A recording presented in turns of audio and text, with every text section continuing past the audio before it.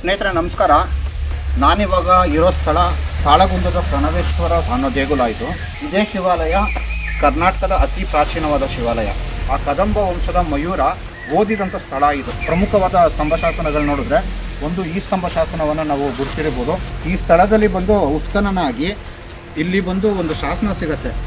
ನಮ್ಮ ಒಂದು ಇತಿಹಾಸವನ್ನು ಮುಂದಿನ ಪೀಳಿಗೆಗೆ ನಾವು ಹೇಳ್ಕೊಡ್ತಾ ಇದ್ರೆ ಅದು ತುಂಬ ದುರಂತ ಆಗತ್ತೆ.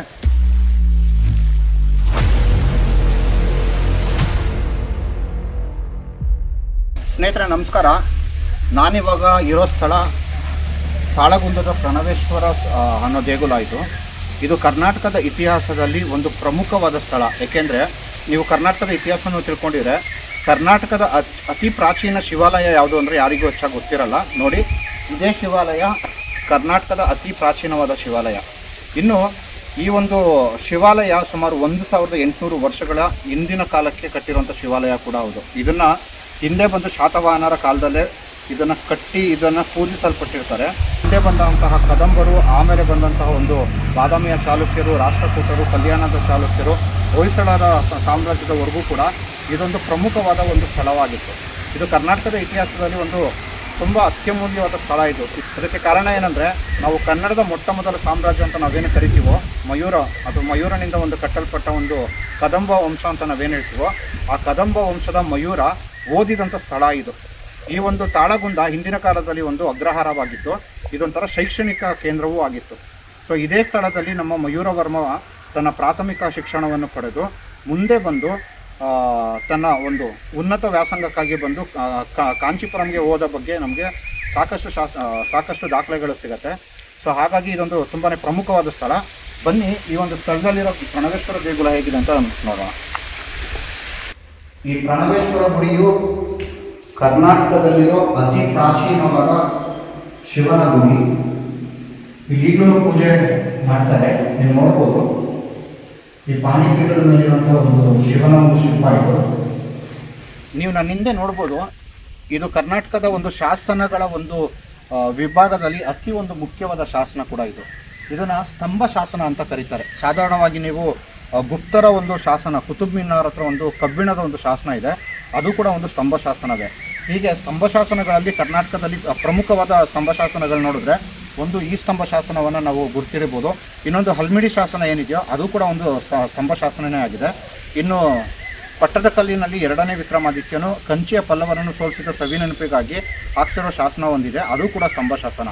ಇನ್ನು ಈ ಸ್ತಂಭ ಶಾಸನದ ಮತ್ತೊಂದು ವಿಶೇಷತೆ ಏನು ಅಂದರೆ, ನಾವು ಸಾಧಾರಣವಾಗಿ ಮಯೂರನ ಬಗ್ಗೆ ಏನಾದರೂ ತಿಳ್ಕೊಬೇಕಂದ್ರೆ ಮಯೂರ ಯಾವ ರೀತಿ ಅವನು ಪಲ್ಲವರನ್ನು ಸೋಲಿಸ್ತಾ ಅಥವಾ ಯಾವ ರೀತಿ ಅವನು ಇಲ್ಲಿ ವಿದ್ಯಾಭ್ಯಾಸವನ್ನು ಪಡ್ಕೊಂಡಿದ್ದ, ಹೀಗೆ ಅವನ ಒಂದು ಜೀವನದ ಒಂದು ಸಮಗ್ರವಾದ ಮಾಹಿತಿ ಏನಿದೆ ಆ ಮಾಹಿತಿಯನ್ನು ದಾಖಲೆ ಮಾಡಿರುವಂಥ ಶಾಸನ ಕೂಡ ಇಲ್ಲೇ ಇದೆ. ಆ ಶಾಸನನ ಬನ್ನಿ ಹತ್ತಿರದಿಂದ ನೋಡೋಣ.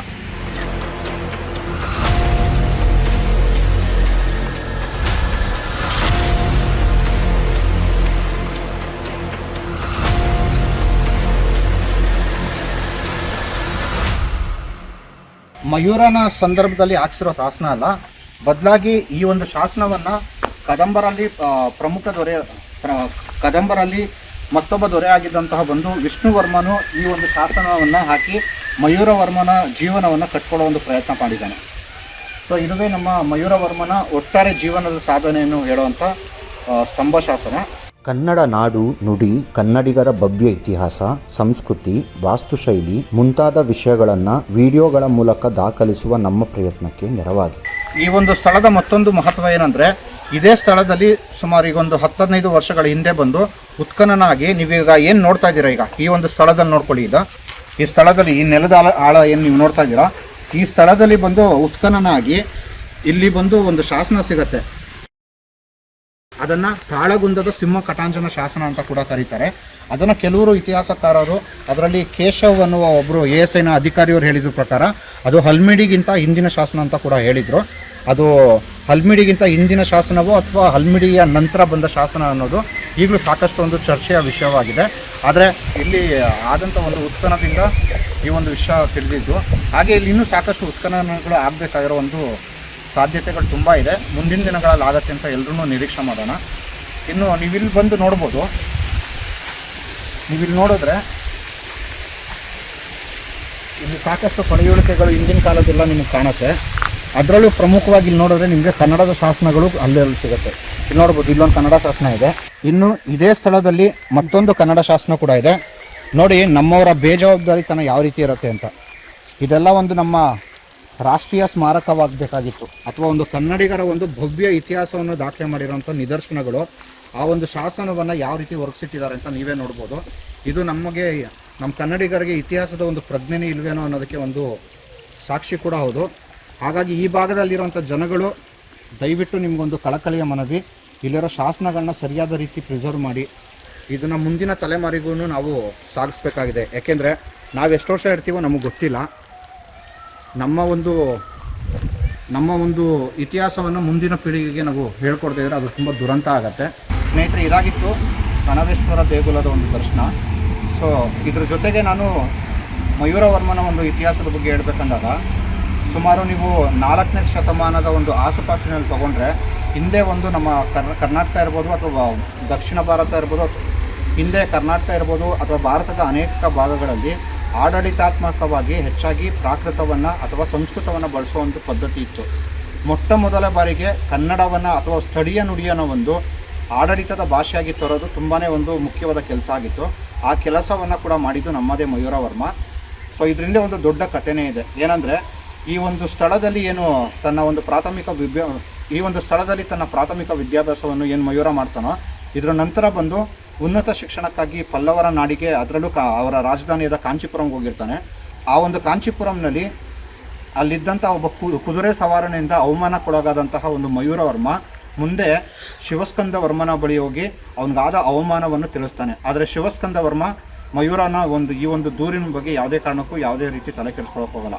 ಇದರಿಂದ ನೊಂದಂತಹ ಒಂದು ಮಯೂರವರ್ಮ ಮುಂದಿನ ದಿನಗಳಲ್ಲಿ ಇವತ್ತು ನಮ್ಮ ಚಿತ್ರದುರ್ಗದ ಒಂದು ಚಂದವಳ್ಳಿ ಅಂತ ನಾವೇನು ನೋಡ್ತೀವೋ ಆ ಸ್ಥಳದಲ್ಲಿ ಬಂದು ಅಲ್ಲಿದ್ದಂತಹ ಸ್ಥಳೀಯರನ್ನೆಲ್ಲ ಸಂಘಟಿಸಿ ಬಂದು ಒಂದು ಸೈನ್ಯವನ್ನು ರೆಡಿ ಮಾಡ್ತಾನೆ. ಆ ಸೈನ್ಯವನ್ನು ತಯಾರು ಮಾಡಿಕೊಂಡು ಮುಂದೆ ಇದೇ ಪಲ್ಲವರ್ಮನ ಮೇಲೆ ಯುದ್ಧ ಮಾಡಿ ಗೆಲ್ತಾನೆ. ಅದೊಂದು ಗೆರಿಲ್ಲಾ ಮಾದರಿಯ ಯುದ್ಧ ಆಗಿತ್ತು ಅಂತ ಸಾಕಷ್ಟು ಇತಿಹಾಸಕಾರರು ಹೇಳಿದ್ದಾರೆ. ಇನ್ನು ಈ ಒಂದು ಘಟನೆಗಳ ನಂತರ ಮಯೂರವರ್ಮ ತನ್ನದೇ ಆದ ಒಂದು ಸಾಮ್ರಾಜ್ಯ, ಅಂದರೆ ಕದಂಬ ಸಾಮ್ರಾಜ್ಯವನ್ನು ಸ್ಥಾಪಿಸಿ ಅದನ್ನು ರಾಜಧಾನಿಯಾಗಿ ಕನ್ನಡಿಗರ ಒಂದು ಮೊಟ್ಟ ಮೊದಲ ರಾಜಧಾನಿ ಅಂತ ಕರೆಸ್ಕೊಳ್ತಿರೋ ಬನವಾಸಿಯನ್ನು ಮಾಡ್ಕೊತಾನೆ. ಆ ಒಂದು ಸ್ಥಳದಲ್ಲಿ ನೆಲೆ ನಿಂತು ಮುಂದಿನ ದಿನಗಳಲ್ಲಿ ಸುಮಾರು 200 ವರ್ಷಕ್ಕೂ ಹೆಚ್ಚಿನ ಕಾಲ ಬಂದು ಕದಂಬ ಸಾಮ್ರಾಜ್ಯವನ್ನು ಕನ್ನಡವನ್ನು ಪೋಷಿಸುತ್ತಾ, ಕನ್ನಡಿಗರನ್ನು ಪೋಷಿಸುತ್ತಾ ಸುಮಾರು 200 ವರ್ಷಗಳ ಕಾಲ ದೀರ್ಘವಾದ ಒಂದು ರಾಜ್ಯದ ಒಂದು ಆಡಳಿತವನ್ನು ಮಾಡ್ತಾರೆ. ಇದಾಗಿತ್ತು ನಮ್ಮ ಬನವಾಸಿ ಕದಂಬರ ಒಂದು ಇತಿಹಾಸ ಮತ್ತು ಅವರ ಮೊದಲನೇ ರಾಜಧಾನಿಯಾದ ಬನವಾಸಿಯ ಬಗ್ಗೆ, ಹಾಗೂ ನಮ್ಮ ಕರ್ನಾಟಕದ ಅತಿ ಪ್ರಾಚೀನ ದೇವಾಲಯ ಆಗಿರೋಂಥ ಈ ಒಂದು ಪ್ರಣವೇಶ್ವರ ದೇಗುಲದ ಬಗ್ಗೆ ಮಾಹಿತಿ. ಮುಂದಿನ ಒಂದು ಸಂಚಿಕೆಯಲ್ಲಿ ಕನ್ನಡಿಗರ ಇತಿಹಾಸದ ಕುರಿತಾಗಿ ಮತ್ತಷ್ಟು ಒಂದು ಒಳ್ಳೆಯ ಮಾಹಿತಿಯನ್ನು ನಾನು ನಿಮಗೋಸ್ಕರ ತರ್ತೀನಿ. ಅಲ್ಲಿವರೆಗೂ ಜೈ ಕರ್ನಾಟಕ, ಜೈ ಭುವನೇಶ್ವರ್. ಕನ್ನಡದ ಹಿರಿಮೆಯನ್ನು ಜಗತ್ತಿಗೆ ಸಾರುವ ನಿಟ್ಟಿನಲ್ಲಿ ಒಂದು ವಿಶಿಷ್ಟವಾದ ವಿನ್ಯಾಸ. ಕನ್ನಡದ ಕ ಅನ್ನುವ ಅಕ್ಷರ ಅಶೋಕನ ಕಾಲದಲ್ಲಿ ಈಗಿನ ಪ್ಲಸ್ನಂತೆ ತೋರುತ್ತಿದ್ದು, ಮುಂದೆ ಸಾತವಾಹನರು, ಬನವಾಸಿಯ ಕದಂಬರು, ಬಾದಾಮಿಯ ಚಾಲುಕ್ಯರು, ಮಾನ್ಯಕೇಟದ ರಾಷ್ಟ್ರಕೂಟರು, ಕಲ್ಯಾಣದ ಚಾಲುಕ್ಯರು, ದೋರ ಸಮುದ್ರದ ಹೊಯ್ಸಳರು, ವಿಜಯನಗರದ ಕರ್ನಾಟರು, ಮೈಸೂರಿನ ಒಡೆಯರ್ಗಳವರೆಗೂ ಬೆಳೆದು ಬಂದ ಹಾದಿಯನ್ನು ಇಲ್ಲಿ ತೋರಲಾಗಿದೆ. ಕನ್ನಡ ನಾಡು, ನುಡಿ, ಸಂಸ್ಕೃತಿ, ಲಿಪಿಯ ಮಹತ್ವವನ್ನು ಸಾರುವ ಇಂತಹ ಟೀ ಶರ್ಟನ್ನು ಧರಿಸೋಣ. ಕನ್ನಡದ ಹಿರಿಮೆಯನ್ನು ಜಗತ್ತಿಗೆ ಸಾರೋಣ. ಕನ್ನಡ ನಾಡು, ನುಡಿ, ಕನ್ನಡಿಗರ ಭವ್ಯ ಇತಿಹಾಸ, ಸಂಸ್ಕೃತಿ, ವಾಸ್ತುಶೈಲಿ ಮುಂತಾದ ವಿಷಯಗಳನ್ನು ವಿಡಿಯೋಗಳ ಮೂಲಕ ದಾಖಲಿಸುವ ನಮ್ಮ ಪ್ರಯತ್ನಕ್ಕೆ ನೆರವಾಗಿ